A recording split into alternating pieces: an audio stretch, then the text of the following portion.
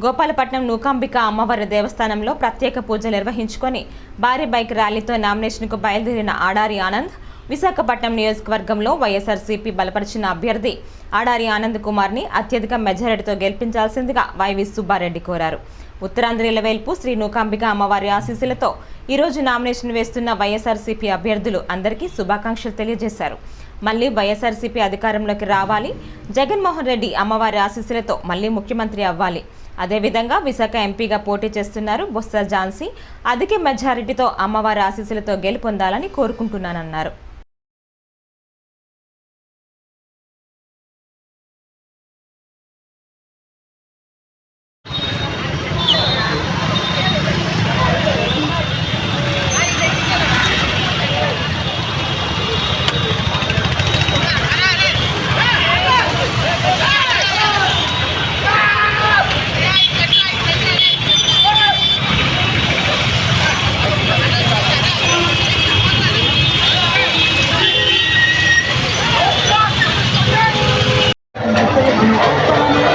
ప్రియతమ నాయకులు వైవి సుబ్బారెడ్డి గారి నాయకత్వంలో ఈరోజు మన పశ్చిమ నియోజకవర్గ వైఎస్ఆర్సీపీ శాసనసభ అభ్యర్థి అయినటువంటి ఆడారి ఆనంద్ కుమార్ గారు నామినేషన్ వేయడానికి బయలుదేరుతున్నారు. కాబట్టి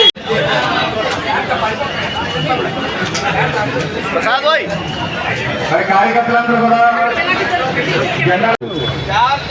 మన పశ్చిమ నియోజకవర్గ శాసనసభ అభ్యర్థి అయినటువంటి ఆడారి ఆనంద్ కుమార్ గారు ఇక్కడికి వచ్చేసారు. కాబట్టి కార్యకర్తలందరూ కూడా ఇక్కడికి ఒక్కసారి రావాల్సిందిగా కోరుతున్నాం.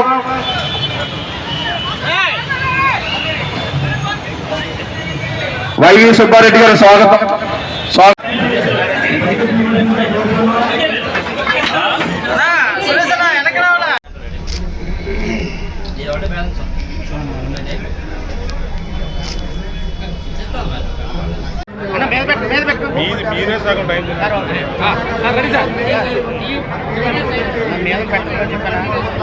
అందరికీ నమస్కారం. ఈరోజు విశాఖ పశ్చిమ నియోజకవర్గం నుంచి వైఎస్ఆర్ కాంగ్రెస్ పార్టీ అభ్యర్థిగా గౌరవ ముఖ్యమంత్రి మా పార్టీ అధ్యక్షుడు జగన్మోహన్ రెడ్డి గారి ఆశీస్సులతో విశాఖ పశ్చిమ నియోజకవర్గం నుంచి వైఎస్ఆర్ కాంగ్రెస్ పార్టీ అభ్యర్థిగా రేపు జరగబో ఎన్నికల్లో మే 13వ తారీఖు జరగబో ఎన్నికల్లో వైఎస్ఆర్ కాంగ్రెస్ పార్టీ అభ్యర్థిగా ఆడారి ఆనంద్ కుమార్ గారు ఈరోజు నామినేషన్ సందర్భంగా ఈ నియోజకవర్గంలోనూ ఉన్న ఎంతో ప్రసిద్ధి చెందిన నూకాలమ్మ ఆలయం దర్శించుకొని అమ్మవారి ఆశీస్సులు తీసుకొని నామినేషన్ దాఖలు చేయడానికి పోతున్న సందర్భంగా ఆడారి ఆనంద్ కుమార్ గారికి అమ్మవారి ఆశీస్సులతో మంచి మెజార్టీతో గెలవాలి. అదేవిధంగా అమ్మవారి ఆశీస్సులతో గౌరవ ముఖ్యమంత్రికి జగన్మోహన్ రెడ్డి గారు కూడా మళ్ళా ఈ రాష్ట్రానికి అమ్మవారి ఆశీస్సులతో ముఖ్యమంత్రి కావాలి.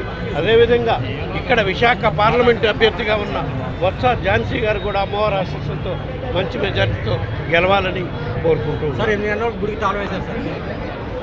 ఇవన్నీ తెలుగుదేశం పార్టీ ఓటమి భయంతో ఏ విధంగా చీప్గా పాలిటిక్స్ చేస్తున్నారనే దానికి ఇక్కడ వేలాది మంది ప్రజలు వచ్చి 2 గంటల నుంచి వెయిట్ చేస్తున్నారంటే గుడి అమ్మవారి దర్శనం చేసుకోకుండా చేయాలి, ఆ విధంగా వీళ్ళని అడ్డుకోవాలి అనే